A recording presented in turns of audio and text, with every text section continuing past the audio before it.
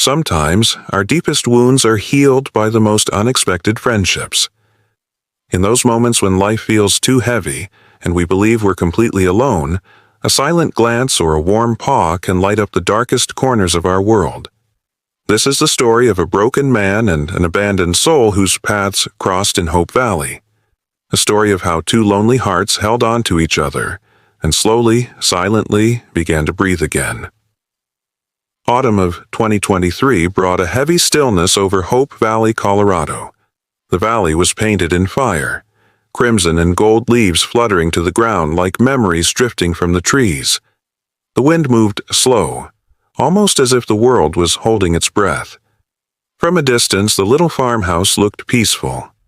Smoke coiled from the chimney. The porch swing creaked softly in the breeze. But inside, the silence wasn't peace. It was grief. John Miller, in his mid-50s, lived alone in that house. Not by choice. Years ago, he had lost Sarah, his wife, his compass, the other half of his laughter. Since then, life had narrowed into routine and silence. His days passed in the stillness between breaths, like he was waiting for something he knew would never return. The house still held her. Everywhere.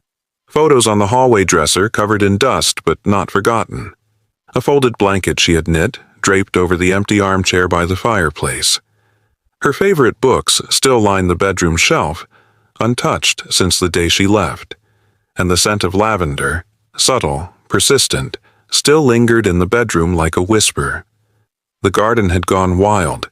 The animals in the barn had grown fewer, quieter. Even the color of the world seemed to have faded with her. John moved through it like a ghost, feeding the chickens, fixing a fence post here and there, sipping his coffee with empty eyes. People in town tried to reach him. A casserole left on the porch, a kind word at the store. But John had retreated so far inside himself, even kindness echoed too loudly. He wasn't angry. He wasn't bitter. He was just tired. And somewhere, not far from the edge of that worn-down farm, another tired soul was struggling to survive. A puppy. Small, frail, and left to fend for itself. Barely a few months old. Its coat was filthy, ribs showing through thinning fur, eyes too old for such a young face. It had no name, no home, just the cold ground and the rustle of the forest. It slept beneath bushes, dodged predators in the night, and flinched at every sound. The world had taught it to expect pain, but it hadn't given up. Not completely, and neither had John, though he didn't know it yet. One morning, as the fog clung low to the fields, John stood by the window holding a lukewarm cup of coffee. Just another morning, he thought. Just another breath. Then he heard it. A whimper, faint, broken. He thought it might be the wind. But there it was again. Curious despite himself, John stepped outside and followed the sound past the barn and toward a thick patch of overgrown brush. Pushing aside the branches, he stopped and saw them.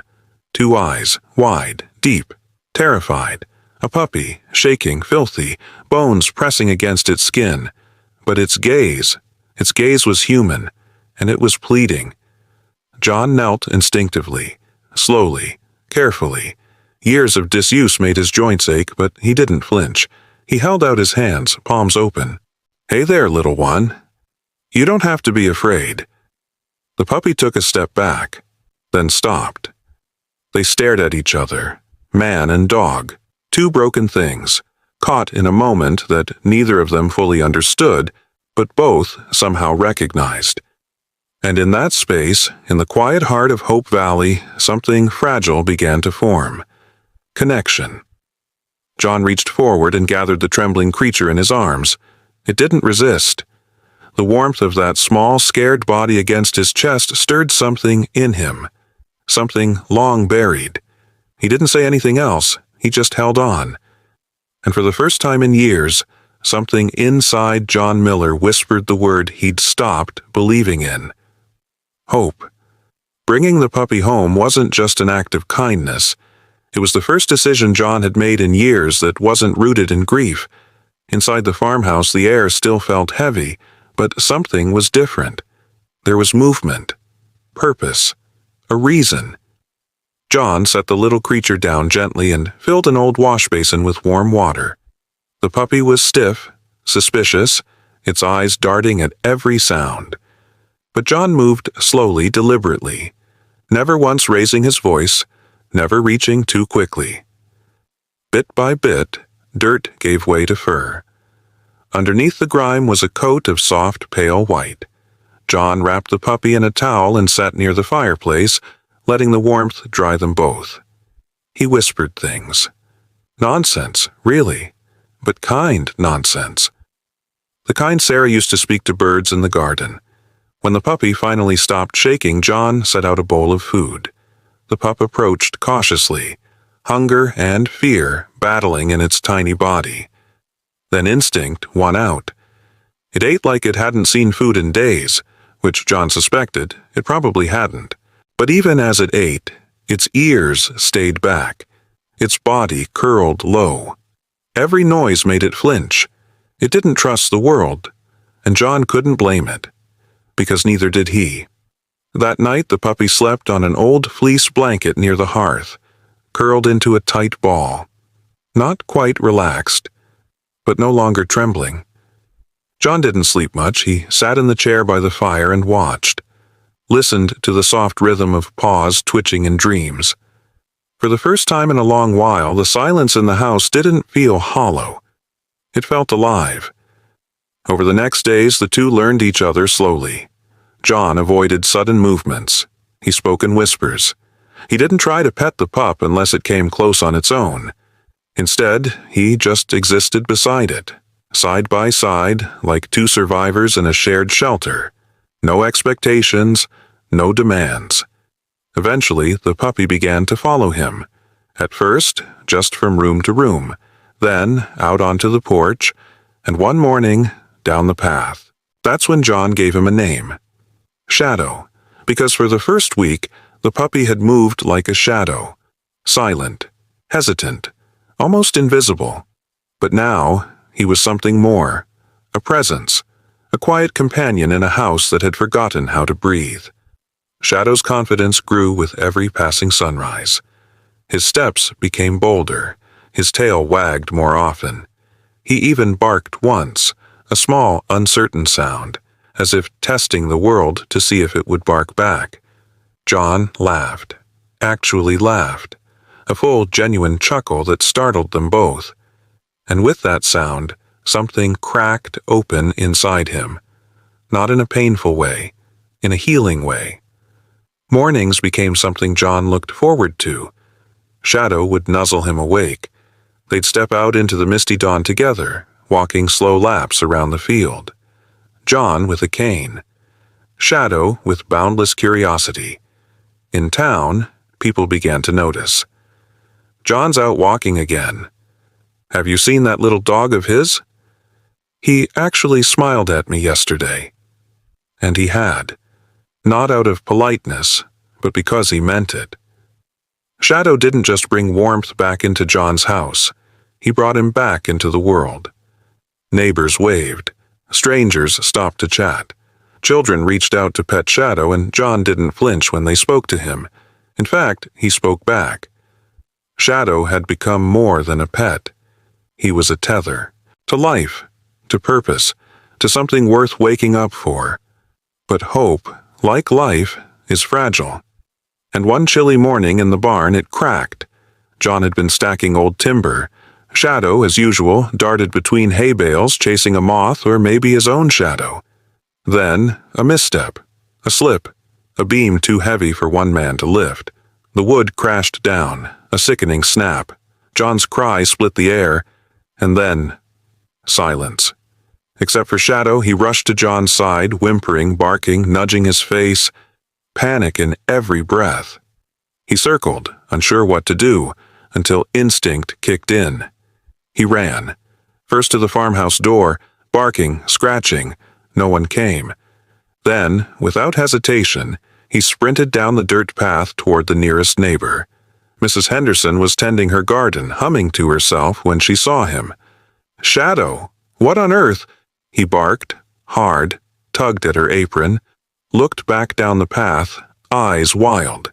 She dropped her gloves without another word and followed. What she found in the barn stole the breath from her lungs. John, pale, barely conscious, lay in the straw, his leg twisted, his hands trembling. She called 911, kept talking to John, kept him awake, but it was Shadow, pacing, barking, refusing to leave his side, that made the moment unforgettable. When the paramedics arrived, Shadow didn't back away. He stood his ground. Because this man, this quiet soul who had saved him from the cold, was his person, and he wasn't going anywhere. Hope Valley was hushed that morning. A thin frost covered the roads. The sky was washed in shades of steel blue and soft gray. Life moved slowly, as if the town itself was waiting for something. In a hospital room on the second floor, John sat by the window. His leg was elevated. His body ached. But his heart? His heart ached more for what was missing. He kept imagining the sound of paws tapping across the floor, the weight of a head resting gently on his knee. He pictured Shadow curled up beside the fireplace, ears twitching in sleep. The doctors were pleased with his recovery. But John didn't feel like he was healing. He felt like he was suspended, halfway between who he was and who he used to be. He had spoken to Mrs. Henderson. Shadow was safe, being fed, but not the same. "He won't eat much," she'd said over the phone. "He just stares out the window, always watching the road." John knew the feeling. Back at the farmhouse, Shadow had grown quiet.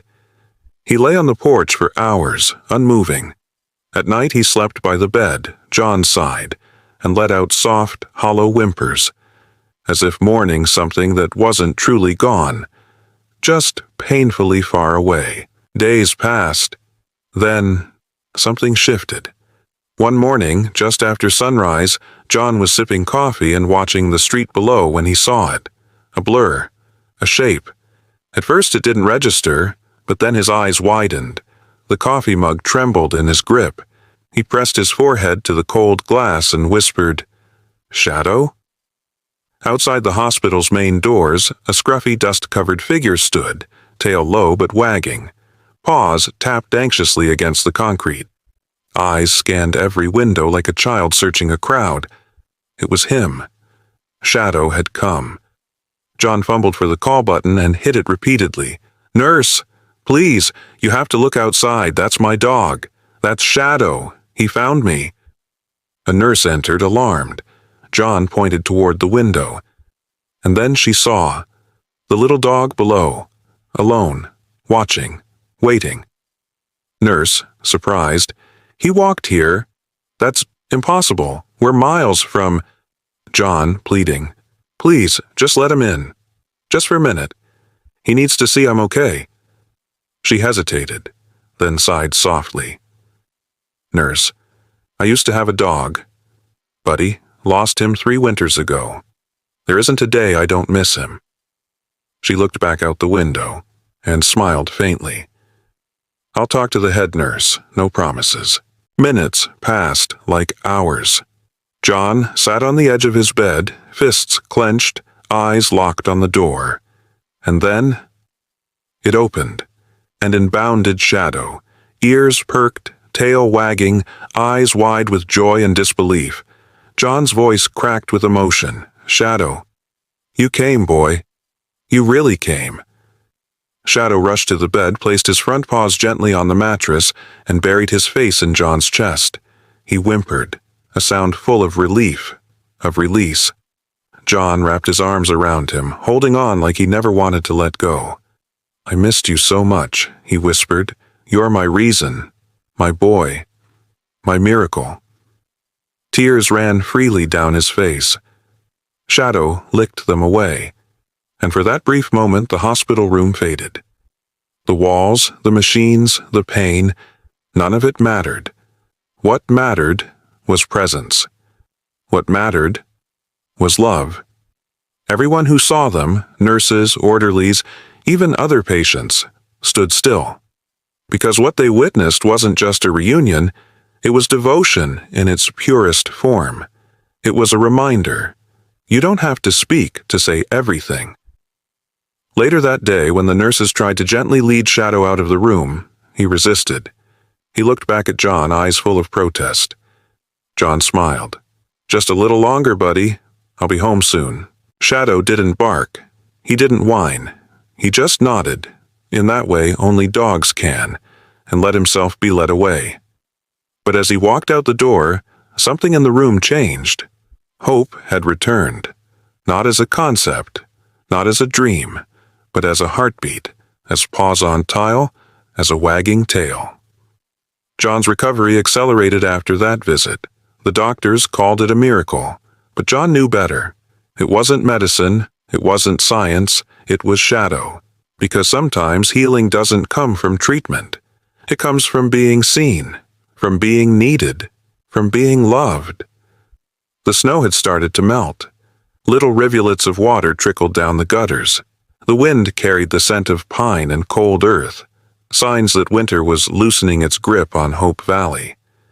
Inside the hospital, the air felt lighter too. John was walking, slowly, cautiously, but with more strength than anyone expected. The nurses noticed. "You've got fire in your step, Mr. Miller," one of them joked. John smiled and replied, "I've got a reason."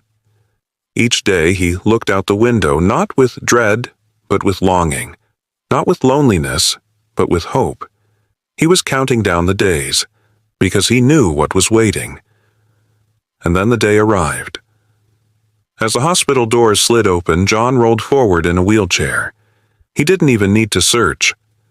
That bark, clear, strong, joyful, echoed across the parking lot.